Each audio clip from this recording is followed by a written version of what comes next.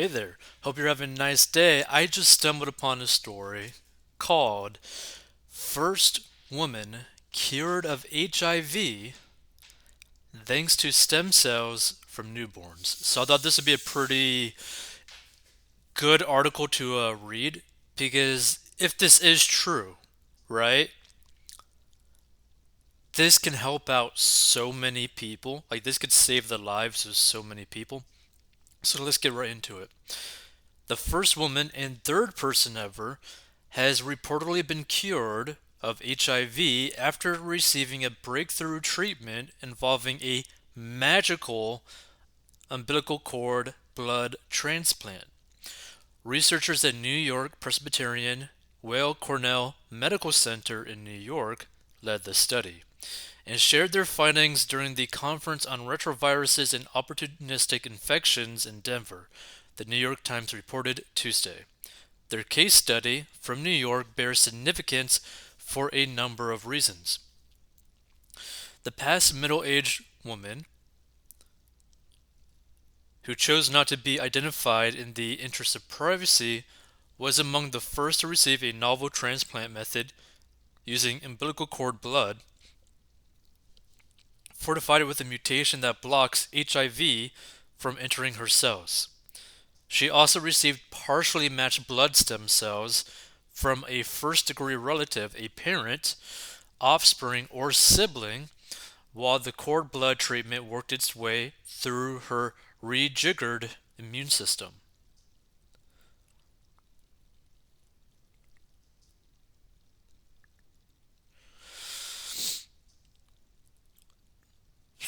So now, just 14 months after her transplant, her blood shows no trace of the virus, and the successful therapy also led to remission from leukemia that she developed in March 2017 due to HIV infection.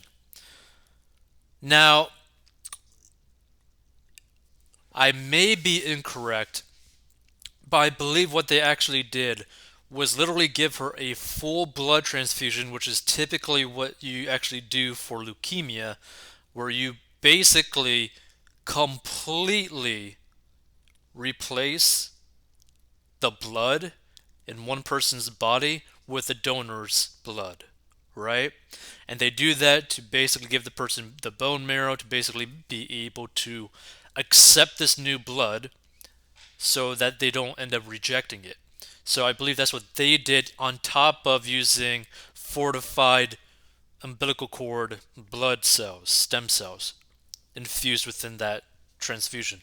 That's what I'm thinking probably happened, which is pretty interesting because basically they're basically using a method to basically cure leukemia to also potentially cure HIV by just adding stem cells from an umbilical cord with that process, which is pretty interesting.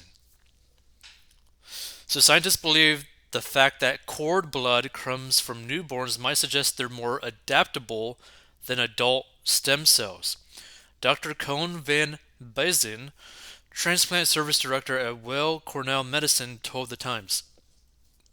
Dr. Stephen Deeks, A's lecturer at the University of California, San Francisco, who is not involved in the study, called them an attractive option.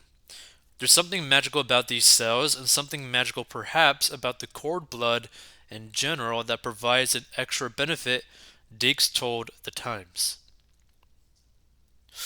Compared to transplants using typical adult stem cells, which previously cured two men of HIV following a drastic recovery, according to NBC News, cord blood cells are also far more accessible to more patients, especially people of color. Unlike traditional bone marrow transplants, those using cord blood, also called a haplocord transplant, allow patients who are only partial blood type matches to receive the transplant. More than half of the 38 million HIV cases globally are women, yet only 11% are represented in clinical trials for a cure. An estimated 73% of HIV cases are taking traditional HIV treatment, predominantly antiretroviral drugs, which has helped some patients achieve remission. And rare and in extreme cases, however, bone marrow transplants are an option, but an expensive and invasive one that presents major risk all its own. Because you also got to think about it too, the people actually have to accept that blood. So the first and second patients dubbed cured of HIV, the Berlin patient Timothy Ray Brown, who died of cancer in 2020 after beating HIV 12 years ago, and Adam Castillejo, who went public with his cure in 2019, both received bone marrow transplants from adult donors who carried a mutation that blocks HIV infection. Besides eventually eradicating the disease, the procedure came with severe trade offs. Brown nearly died when the donor marrow cells attacked his body, called graft versus host disease, while Costello suffered hearing loss and battled multiple infections before he was in the clear. The first woman had an altogether different journey with cord blood treatment. She left the hospital on post-op day 17 and has not developed a severe infection, according to her physicians at Weill Cornell. We estimate that there are approximately 50 patients per year in the U.S. who could benefit from this procedure, Van Basten told NBC News. However, the ability to use partially matched umbilical cord blood grafts greatly increases the likelihood of finding suitable donors for such patients. So I thought this was a pretty amazing story because this could potentially save a lot of lives, right? And here's the thing. Some people tend to have like pretty strong stigmas against people who carry HIV, which I can understand to an extent. But there are people who get HIV through no fault of their own. Okay? You could end up getting a bad blood donation, right? So someone with HIV and they don't know it gives out their blood, and the people who are not checking their blood at all goes through the process, just gets overlooked, and you could end up getting this donor blood that people thought was clean ended up not being clean. So you could end up getting HIV that way. And there's a couple other ways that I believe you could get HIV. But I just want people to understand like this could give hope to people to be like, hey, there might be a way for us to actually, you know, beat this thing, not just, you know, live with it, but actually beat it.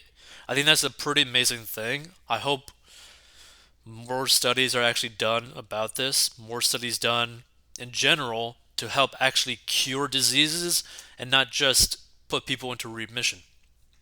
Because a lot of people overlook just how much this actually costs people. Not just in potentially losing their lives, but not just even the medical costs, right? Because this is going to be something that they would have to deal with for years and years and years. But it's called the mental strain, the mental loss from this, the loss of basically just living a normal life, right? Like, if you were to have HIV, it'd be very hard for you mentally to simply just live a normal life. And physically, it would just be hard to live a normal life, right? You couldn't just go and like meet up with people, hang out with them. You'd always have to like worry about it. You always have to worry about potentially spreading it. You always have to just be very cautious, right? And you have to be very careful if you were to ever sleep with someone as well. Like you can't just, go on a date with someone, you guys hit it off, and you just go and do the deed because you could end up giving them HIV, right? That's like a pretty big risk. So it's like a pretty big toll on people. And it was crazy. I think there's even a lot of people who might not even know that they actually have HIV. So if they're able to actually cure it, that's just one big thing that a lot of people would no longer have to worry about.